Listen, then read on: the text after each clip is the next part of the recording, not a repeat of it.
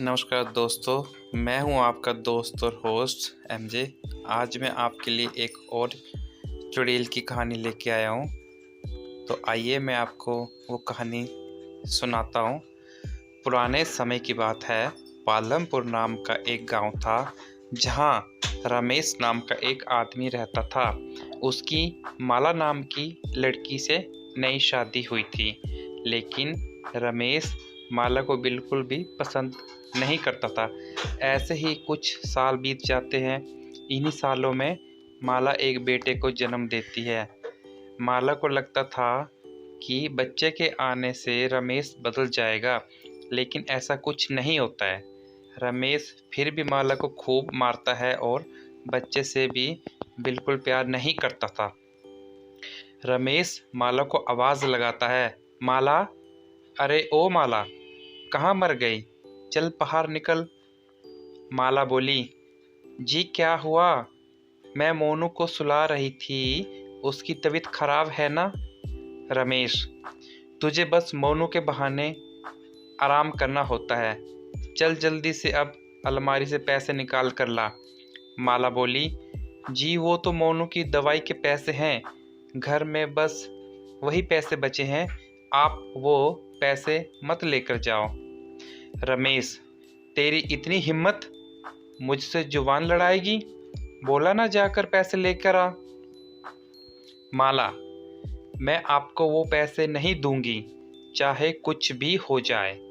रमेश, तेरी इतनी हिम्मत, तुझे तो मैं अभी बताता हूँ, देखता हूँ तू मुझे कैसे पैसे नहीं देती।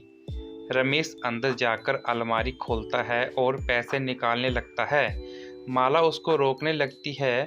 रमेश को माला पर इतना गुस्सा आता है कि कोने में पड़े एक डंडे को उठाकर माला को पीटने लगता है।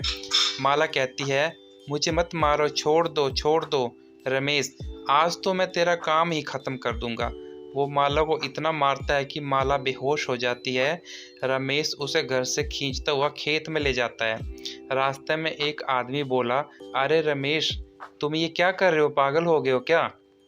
रमेश उसे कहता, अगर तू या कोई भी बीच में बोला ना तो उसकी भी डंडे से मार मार कर मैं ऐसी हालत कर दूंगा। आदमी बोलता है, अब तो कुछ बोलना भी गुनाह हो गया है। एक औरत बोली, अरे भैया, आजकल किसी के घर के मामले में नहीं बोलना चाहिए, रहने दो। रमेश माला को खेत में फेंक आता है। गांव का कोई भी व्यक्ति उसे कुछ नहीं कहता। रमेश अपने बच्चे को उठाकर माला के पास छोड़ता है तो माला के शरीर पर बहुत चोट लगी होती है। उसके शरीर से खून बह रहा होता है। बीमार बच्चा उसके बगल में पड़ा होता है। कुछ देर बाद वहाँ खून की खुशबू से चील इकट्ठा हो जाते हैं और माला को नोच नोच कर उसे खा देते हैं और वहीं पे उसकी मौत हो जाती है। फिर रमेश कुछ समय के बाद दूसरी शादी कर लेता है। एक दिन कुछ लोग जब खेतों में काम कर रहे थे तो एक औरत अपने पति से बोलती है, मैं पिंकू को पेड़ के नीचे लिटा दिया है, आप उसका ध्यान रखना, मैं बस पालक काट कर आती हूँ। वो कहता है, ठीक है। लक्ष्मी पालक काटने में लग जाती है और रामलाल पानी पीने के लिए पास में चला जाता है। उनका बेटा टिंकू उठकर बैठ जाता है और मिट्टी में खेलने लगता है। तभी एक औरत उसके पास आकर बैठ जाती है। तभी लक्ष्मी बोलती है, ये औरत कौन है और कहाँ से आ गई? अपने पति को बोलती है वो, जल्दी टिंकू को उससे दूर करो। तभी रामलाल उस औरत से अपने बेटे को छीनने लगता है। तभी वो औरत चुड़ैल के रूप में बदल जाती है। लक्ष्मी और रामलाल चुड़ैल देखकर बहुत घबरा जाते हैं। तभी लक्ष्मी बोली, हे भगवान, ये क्या है? वो बोलती है, आप जल्दी से टिंकू को लेकर यहाँ से चले जाओ। रामलाल बोला, मैं अभी कुछ करता, तुम थोड़ा शांत रहो। बस तभी वो चुड़ैल बोली, मैं इसको उठाकर अपने साथ ले जा रही हूँ। लक्ष्मी, अरे नहीं, ऐसा मत करो, मेरे बच्चे को मत लेकर जाओ। लक्ष्मी चिल्लाती और रामलाल देखता रह जाता है।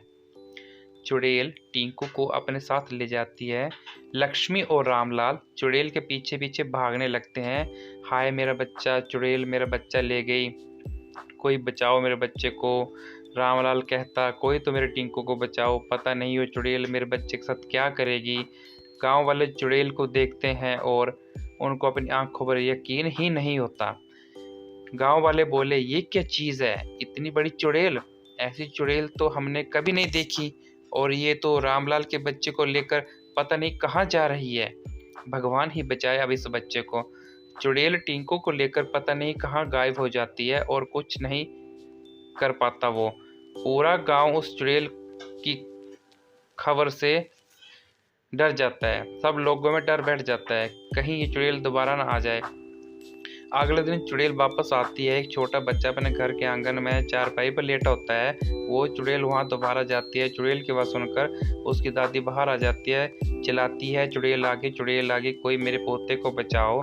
दादी बुजुर्ग होती है पर वो कुछ नहीं कर पाती। चुड़ैल उसके पोते को लेकर वहां से चली जाती है। चुड़ैल के डर से गांव वाले बहुत डर जाते हैं। उनके मन में इतना डर बैठ जाता है कि वो कुछ नहीं कर पाते हैं।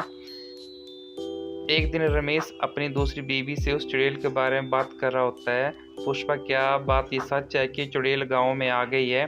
पुष्पा जी, बिल्कुल सच है, ना जाने चुड़ैल कितने बच्चों को लेकर उठा कर चली गई है। अब हमारा बच्चा भी 4 महीने का हो गया है और मुझे भी डर लगा रहता है कि कहीं हमारे बच्चे के साथ कुछ ऐसा वैसा ना हो जाए। रमेश, अरे पुष्पा तुम चिंता मत करो, मैं हूं ना, मेरे होते हुए हमारे बच्चे को कुछ नहीं हो सकता। इतने देर में वो चुड़ैल घर की छत पर आ जाती है और बच्चे के पास बैठ जाती है। वो चुड़ैल उस बच्चे को अपने पास ले लेती है। पुष्पा बोली, छोड़ दो मेरे बच्चे को, जाने दो हमें, चुड़ैल इस बच्चे का ही तो सबसे ज़्यादा इंतजार था मुझे। पुष्पा, ये मेरे बच्चे को लेकर जा रही है। रमेश, छोड़ दो मेरे बच्चों को, भगवान के लिए छोड़ दो इस बच्चे को। चुड़ैल, इतना दुख दूसरे बच्चे पर, तुझे कभी तरस नहीं आया? चुड़ैल उस बच्चे को लेकर वहां से चली जाती है।